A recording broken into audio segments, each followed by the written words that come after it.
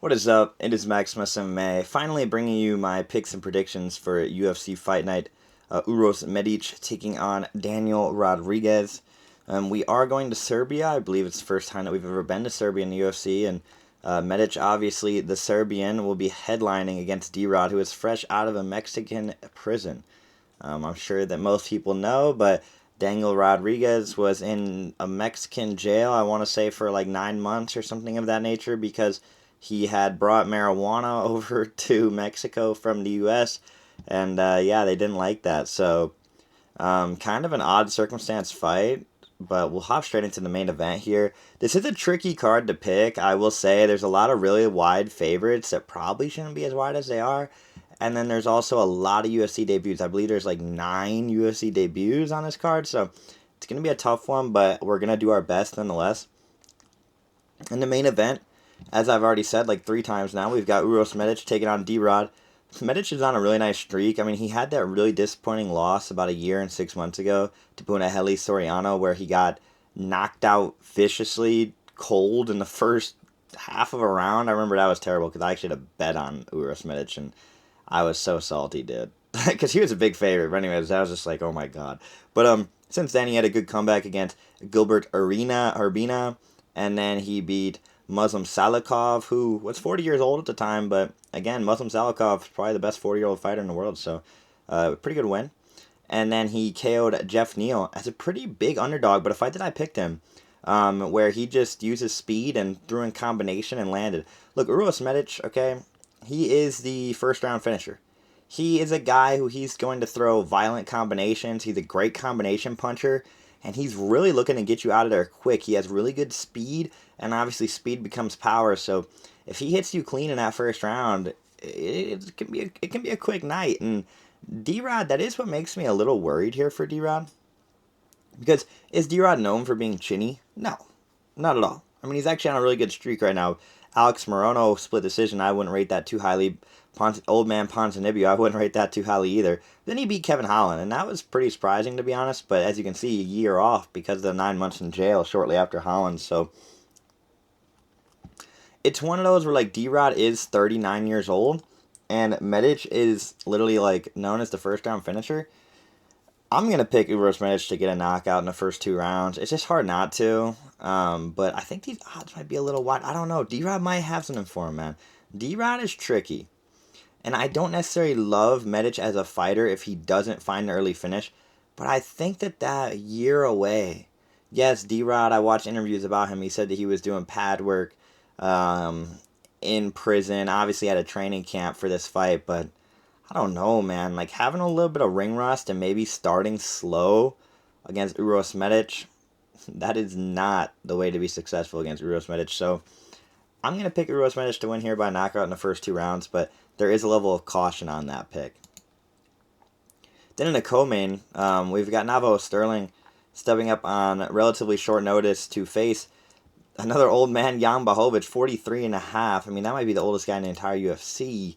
After Blachowicz was going to have the rematch with Bogdan Guskov, and then Guskov decided to go out and do what he did against Magomed Ankalaev, and really, it couldn't have looked any worse. So, honestly, anyways, we don't want to focus on that. But yeah, Jan Blachowicz obviously has been around forever. He is getting older. He has had many surgeries, and he hasn't won a fight in 4 years, but that can be a little bit deceiving. I mean, he beat Alexander Rakic 4 years ago, lost to Magomed Ankalaev in a split decision where he completely deadened Magomed Ankalaev's leg. It was one of those fights that really could have gone either way, and Magomed Ankalaev, again, just destroyed Guskov in a typical Ankalaev kind of performance. So, again, that was 3.5 years ago, but no shame in that. And then he lost to Alex Pereira in a split decision, in a fight that a lot of people thought that he won. He arguably did win that fight. And then, of course, he lost to Carlos Ulberg, who's the current champion. And then he had a 2-1 draw against Bogdan Guskov because he got dropped in the second round. But he did win the first and the third round, if I remember correctly. So it is kind of interesting because, like, that draw would have some weight to it. But Bogdan Guskov's stock is at an all-time low after last weekend. So people are going to kind of write that off, even though it was a good showing for Blachowicz. I mean, at 42, yeah, he would have been 42 in like 9 months, 10 months. So, yeah, man. Taking on Navajo Sterling, obviously, is a city kickboxing prospect. He's the guy that came into the UFC off the Contender Series. And then he was struggling to find finishes against pretty low level opposition with Tuco Tokos, Ivan Erslan, and Balado. But then the KOs have come recently with Bruno Lopez. And of course, he just KO'd Aung Kutalaba. Now, granted, I have to put a hashtag on this Kutalaba win because I don't really want to take anything away from Sterling here, even though I'm basically going to take things away from him. I picked Kutalaba to win that fight, and Kutalaba was winning that fight. I mean, he literally had Navajo in bad positions. He had him in choke attempts. He was winning the first round, and then Kutalaba just quit. Like, I don't know. That fight to me, like, almost seemed fixed. Allegedly, supposedly, in my opinion, like, it was just very weird the way that Kutalaba just quit. I didn't watch any, like, post-fight interviews with Kutalaba, so I don't know if he claimed that he had, like, some freak injury in the middle of the fight that caused him to basically give up. But that was, like, not a good showing for Sterling, even though he got the KOs. Like, well, he was literally losing, and then Kutalaba just randomly said, okay, I'm done fighting. Like, it was odd. It was very odd. And, yeah, didn't expect that from Kutalaba. It was really disappointing. But now you got Navajo Sterling coming in with a big opportunity against a 43-and-a-half-year-old Jan Blachowicz. Now, that's why these odds are the way they are. Because, dude, if Jan Blachowicz was 35, 40 even, he'd be the favorite over Navajo. I'm honestly interested now. Yeah, the idea that, like, Kutalaba is the same rating, according to Vegas, as Jan Blachowicz is crazy, man. Like, it makes me want to pick Jan, but I'm going to regret it, and I'm going to go with Navajo Sterling. This was one of those I wouldn't touch, because, again, he should now be minus 300. But for some... Dude, I've got to fade the 43-and-a-half-year-old. I can't, in good faith, pick a guy who's 43-and-a-half. Even though it's Jan Blachowicz, I can't do it, man. Jan's too old, man. Give me the 30-year-old, 28, 29 almost, Navajo Sterling, to get this fight done by probably a decision. But it will likely be pretty competitive. And then we've got Marcin Tybura taking on Alexander Rakic in Rakic's heavyweight debut. Really a do-or-die spot for Alexander Rakic. I mean, as you can see, a lot of red here on the screen. He hasn't gotten a win in 4 years and 5 years, actually. And, yeah, Alexander Rakic was seen as like a dark horse for the title in light heavyweight. And then he went on a terrible loss streak. Jared Prochazka knocked him out at UFC 300, and then he lost to Ankalaev pretty handedly in a tit-for-tat decision, I believe, on a Topuria card with Holloway, if I'm not mistaken. And then we had Murzakanov KO him with a jab, which was really bad look. Now, obviously, Rakic does not have to cut weight. He literally said so in his pre-fight interviews, media day, whatever you want to call it. So that was kind of a given, but he literally said he's not cutting any weight, so we can assume his chin will likely be better. And Marcin Tybura is not really a power puncher at all. Again, we've got these old heavyweights, man. Like, Marcin Tybura is 41 years old almost. And the thing is, like, Marcin Tybura is, like, kind of like a blob fighter. He's a little tricky on the ground. He does have some decent submission sometimes, and he does have decent pressure against the fence. But, man, you've got to pick the athleticism of Rakic here, right? I mean, I get Rakic hasn't been winning in the UFC at all, but it's like, he should be noticeably faster. He should have a pretty easy time keeping Tybura on the end of his punches.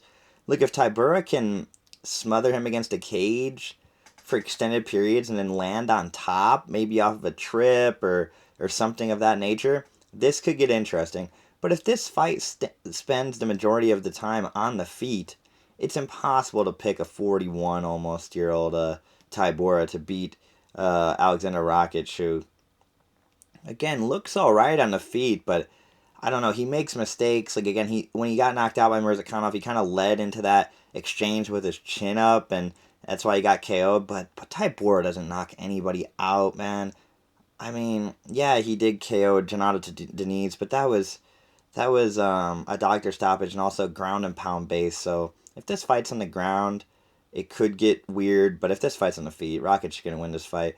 Probably by knockout. I think he can probably find a knockout in the first or second round. Then we've got Dusko Tudorovic taking on Robert Valentin. Pretty much a fight of a bottom of the barrel middleweight. Look, both of these guys have had some fights in the UFC. They haven't been doing too well. I mean, Robert Valentin I can't remember if this against Ryan Loder was the Ultimate Fighter finale or if it was the semifinal.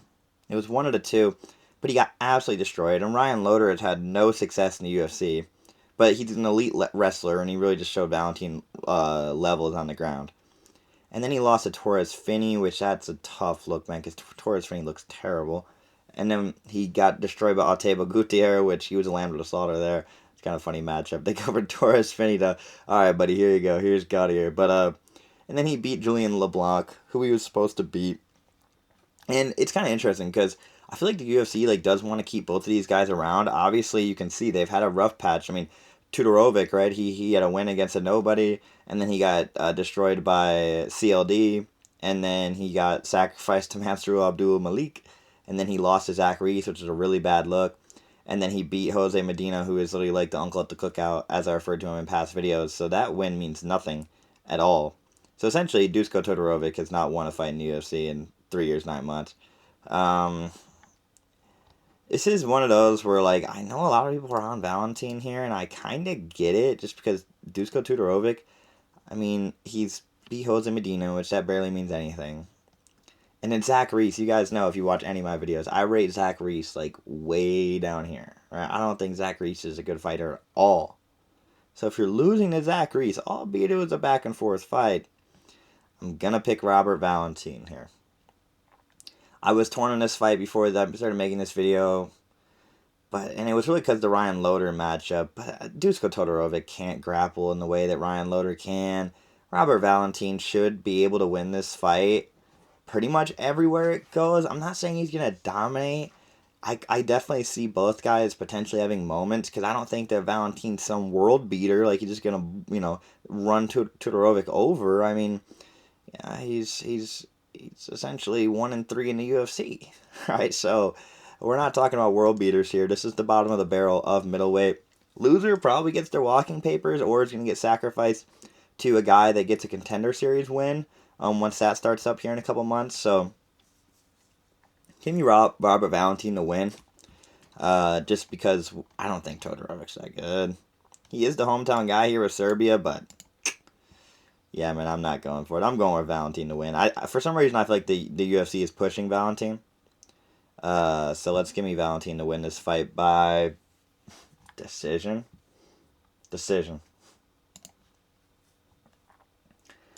Then we've got Vlasto Sepo against Gilbert Urbina. I believe Sepo is making his UFC debut. Yeah, he is a pretty physical guy. You can see he's kind of a killer get killed guy recently.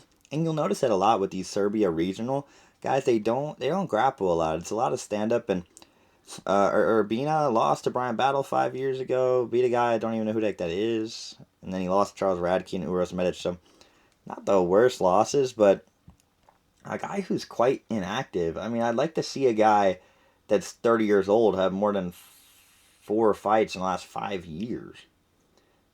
I mean, hell, he freaking had a long laugh before Battle. So yeah, man, I don't know. I'm not going to spend too much time on this one because, to be honest, I don't have too much of an opinion.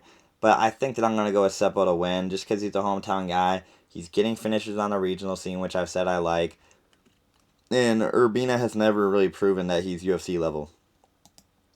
I mean, literally, it's based off of the loss to Battle, Radke, and Medic. Beating Orion Goske does not prove to me that you're UFC level.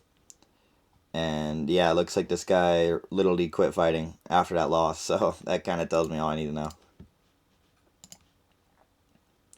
Then we've got Noah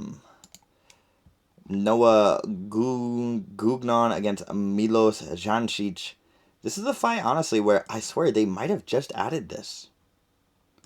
I don't even remember this fight being on the card. Maybe I'm nuts. Maybe this always has been, so I do apologize if it has. But to be honest, I don't know who either of these guys are. They're clearly making their UFC debut. So I'm literally just flipping a freaking coin. I'm going to pick Jancic only because he's the favorite and in a close fight, and Tapology seems to think he's going to win. But again, I have not seen either of these guys fight, so I'm really just going to skip this one. I apologize. I literally didn't even know this fight was on the card when I looked at it a couple days ago. Maybe I just missed it. I don't know. I swear, I might be nuts. But then we have a fight that I actually do know about with Ludovic Klein taking on Tofik Musayev. Now, Ludovic Klein has been one of those guys who he's had a little bit of hype in the UFC, I feel like, throughout his entire run. I mean, he beat Ignacio Bajo Mendez, he beat Mason Jones, Thiago Moises, right? But then he lost to Gamrot. That was like his big like step up opportunity, and Gamrot showed him levels. And we get to see Gamrot in 2 weekends against Killian Salkill, which that'll be really exciting to see. So not a terrible loss, but a really like a levels showing. Now, yes, Ludovic Klein is 31.5, so he has a lot of time left, realistically. But he did just have a close win against Mateusz Rebecki, where he broke his ankle. He couldn't stand up, but Mateusz Rebecki didn't realize it and continued to grapple with him. So realistically, Ludovic Klein should have lost that fight, because if Mateusz Rebecki knew that he had broken his ankle, if he stood up and said, nope, I want Ludovic to stand up, if Ludovic could not stand up, the fight would be ruled he cannot continue, and Rebecki should have won. So kind of a tough one there, because like that's like almost a draw, even though he did get the win on paper. But he's a good fighter. He's pretty well-rounded. He's got decent striking, decent grappling. He showed that throughout his career, and he's a real UFC vet at this point. Meanwhile, you have Tofik Musayev, who came in and he lost to Mirbek Orobai, who has got all the hype in the world. And then he beat Ignacio Bajo Mendez as a huge underdog. I know that Tofik Musayev is a big underdog here. I mean, not a big underdog here. Well, he's a decent underdog. But he's one of the guys that like people are picking. I get it. I do. I mean, he beats Ignacio Bajo Mendez, which is a really good win. And Ludovic Klein just had a broken ankle 9 months ago.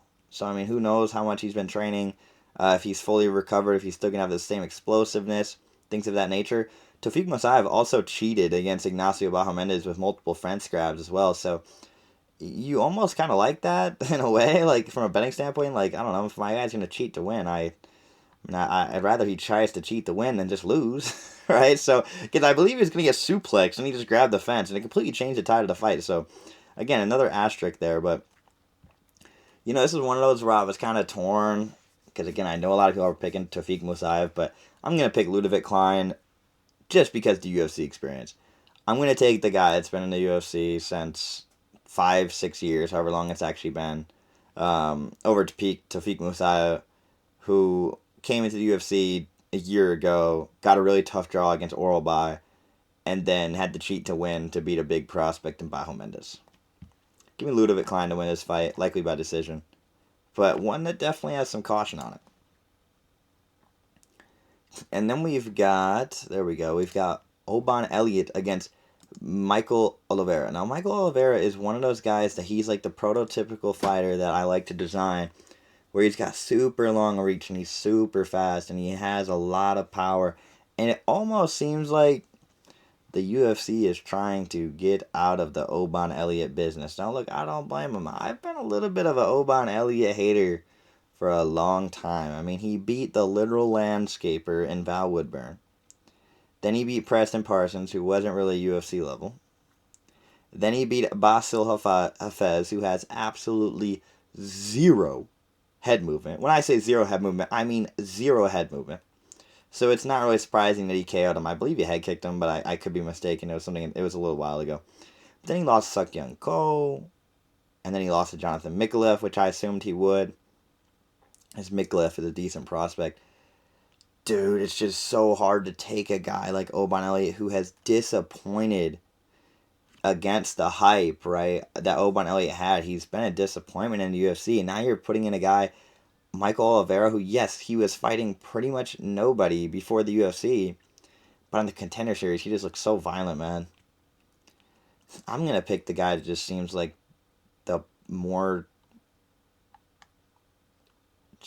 extreme athlete. I was trying to find a way to say that, like, just the guy who's just an athlete difference. I mean, Oban Elliott is decently well-rounded, but it's not like he has crazy stopping power in the feet and his grappling. I mean, Maybe he could try to test the grappling of Oliveira, but nobody knows Oban Elliott is some elite grappler. So give me Michael Oliveira to win by KO.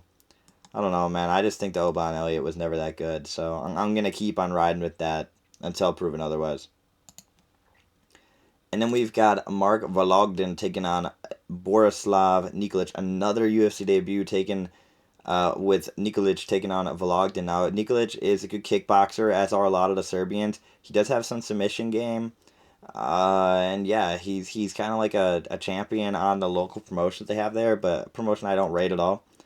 Vologdin came into the UFC after the Contender Series and had one of the fights of the year against Martinetti, who again just lost in the UFC, so not a great look. And then he just had um, uh, a draw against John Castaneda. The problem with Vologdin will have is his entire career, as long as it lasts. He's just small, man. Like, he's 5'3" against 5'9" here. I don't know. Like, you could say, like, maybe Vologdin can incorporate some grappling, but I think it's going to be very hard for him on the feet. He's just going to be so much smaller. And I'm going to pick Nikolic here only because he does have submissions on the regional scene. So if Nikolic was some bankrupt grappler, I would say maybe he can get on top and win some rounds, but I don't know, man. Like, unfortunately, in fighting, the truth is, physicality and size does matter, okay? Despite what your girlfriend might say, size does matter, especially in fighting, man. So, does it mean everything? No, but it's one of those where, like, if you're just that much smaller, man. I mean, this is the low. He's 5'3". It's gonna be very hard for him to win fights at this level, in my opinion. Doesn't mean he can't be anybody, but I'm gonna pick Nikolic to win here, especially being the hometown guy. Then we've got Bogdan Grad taking on Denis Bazooka. Now, Bogdan Grad is a guy that honestly I've liked in his UFC career. He had a split decision against Mike Laswell Jr., which I don't think that's a bad Contender Series matchup to win. Then he beat Lucas Alexander, who kind of quit, right? But I expected that in that fight. Lucas Alexander was a quitter at that point, and I remember a lot of people being like, "Oh, Lucas Alexander's just a better fighter." It's like, and that's exactly what happened. He looked like the better fighter, and then he quit. So, but then he lost to Naimov, and he got KO'd, comeback KO'd by Luke Riley after winning the first round against Luke Riley, who I see as a very high level prospect. Dennis Bazooka, on the other hand, a lot of red, a lot of losses. Jamal Emmers, Sean Woodson, beat Connor Matthews when he lost Francis Marshall and then Marcio Barbosa. This is clearly like a get back spot for me for Bogdan Grad. Looks like the community agrees. I mean, Dennis Bazooka is a decent fighter, but he just hasn't been getting it done in the UFC. And I like Bogdan Grad. I've liked him for a while. And I just like his body of work in the UFC, especially recently, better. I don't see a lot of shame in losing to Luke Riley. It was a fight he was expected to lose. And again, he had a chance to win it in the first round. So give me Bogdan Grad to win this fight. It's tough to say the method because I want to lean towards Bazooka being chinny, but I also don't know if Bogdan Grad really has like high level chance to KO. Let's go Bogdan Grad by some kind of finish in the second or third round. Let's go with that. And then we've got Kyle Prepelic taking on Mateusz Rebecki. Look, Mateusz Rebecki is a guy who he's one of the fan favorites. He never puts on a boring fight, but man, does he get beat up.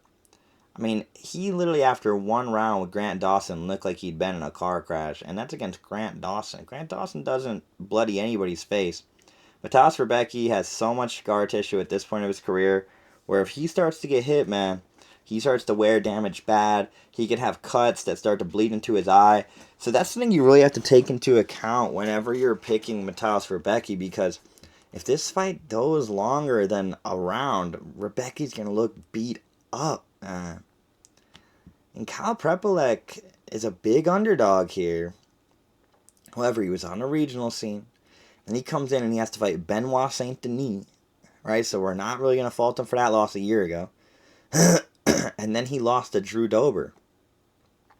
Now, that's an asterisk loss, though. Because he was beating Drew Dober up as a big underdog. And then Drew Dober called like a fake nut shot or something. It was a little shady. And it gave him time to recover. And then he ended up KO Prepelic. But if that illegal strike or eye poke or nut kick, whatever it was, because I forget exactly what it was. Kyle Prepolek was well on his way to winning that fight as a big underdog.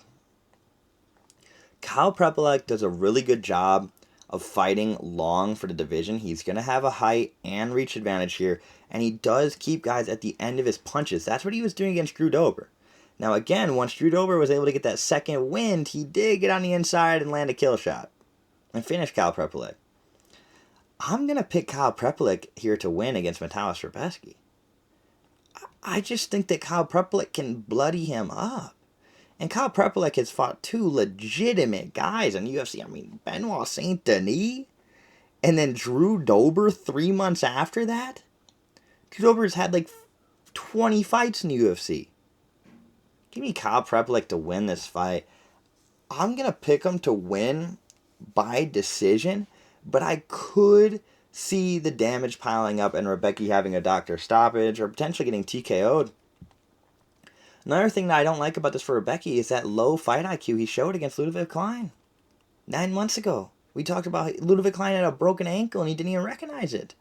I get it's easier said than done. Obviously, I'm watching from a camera, right? It's different than actually being in the fist fight, but I don't know, man. A rod of red flags for me for Rebecki against a taller, rangy kickboxer like Kyle Prepolek, who we just saw was busting up Drew Dober. I mean, Drew Dober looked beat up before that KO.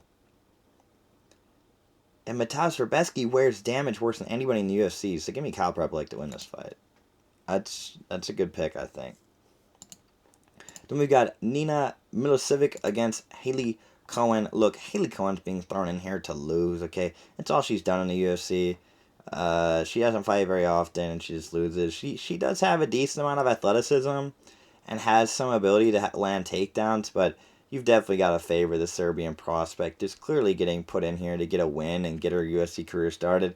I'm not going to spend too much time on this. Give me Nina to win this fight by decision. And then we've got an interesting fight with Jovan Leka against Alexander Popek. Honestly, this fight should be higher in the card because you'd think they'd want to feature a heavyweight prospect like Leka. I mean, he's only 24 and a half, which is really young for heavyweight. I mean, hell, he could fight for another 15 years. 18 years if he's Jan Blachowicz, light heavyweight, but you guys catch my drift. Yeah, this is one of those where it's kind of a tough one because we don't really know too much. However, Leka, he wasn't a contender series. He got a win, but he didn't get a contract. Now he's getting to fight in Serbia, hence the Serbian man, which I'm sure he doesn't hate too much. So, he got 2 more wins in the regional scene, got 9 months to get better. And now he's fighting a guy in Popek who is a light heavyweight, right? He is literally a light heavyweight. He's coming up to heavyweight on short notice, simply because the UFC called, right? So can't blame him on that. I do like Jovan Leka's ability to win this fight via ground and pound. The thing that's going to be difficult for Popek is that if Leka can start to wear on him, especially if he can get on top of him, it's just hard to believe that Popek's going to be able to get up. I mean, you're talking about a real heavyweight, 265 pounds, 6'5", against a guy who's a light heavyweight. I mean, he's 6'2", 205. Yeah, he looks jacked at 205, but he looks good. But, I don't know, man. Fighting a legitimate heavyweight, a guy that's on a roll recently, I'm going to go with Leka to win this fight, likely by KO. But whenever you get these, really, really, really big heavyweights, I do err on the side of caution that we could end up seeing a blob decision. Okay, so anybody going out there to bet Leka super confidently by finish, I've just seen these really big boys gas out. I mean, do we really have any real evidence that Leka's going to have some great cardio at 265 pounds? I don't know, man. I don't like that. Just give me Leka to win, but it's a tough one. And then, opening up the card, we're going to have Stephanie Luciano against Marina Spasic. Look, Marina Spasic is coming in with her UFC debut again, so these fights are hard to say, because, I mean, she's fighting girls who are just not good on the regional scene. A lot of girls that are kickboxers, and she is a kickboxer. Stephanie Luciano, on the other hand, in UFC, came out the Contender Series, beat Talita Alakar, lost to Sam Hughes via split decision, and then got a win against Havana Oliveira. It's one where, honestly, I'm not super confident. It's freaking ladies' fight to kick off the card. I mean, come on. But I'm going to pick Spasic to win just because she's the hometown girl. And I could see a spot where Serbia gets off to a good start. on this card. So give me Spasek to win this fight super cautiously, kind of as a flyer, because she's underdog and she's a hometown girl. And I don't think that Luciano is like great, but she's decent. So who knows? We'll see. But yeah, so that's a quick rundown of this card. We've got a lot of fights. So this video actually is going to be like 30 minutes. I will be releasing the lock of the week tomorrow. I've got a pick that, especially as I made this video, I kind of convinced myself even more. If you were really paying attention, you might know who it might be. So, yeah, as always, it was Maximus MMA. Please like, comment, subscribe if you enjoyed the video. And I'll be bringing the lock of the week tomorrow. We're looking to hit 3 in a row here. We've been hot recently, so let's see what we can do.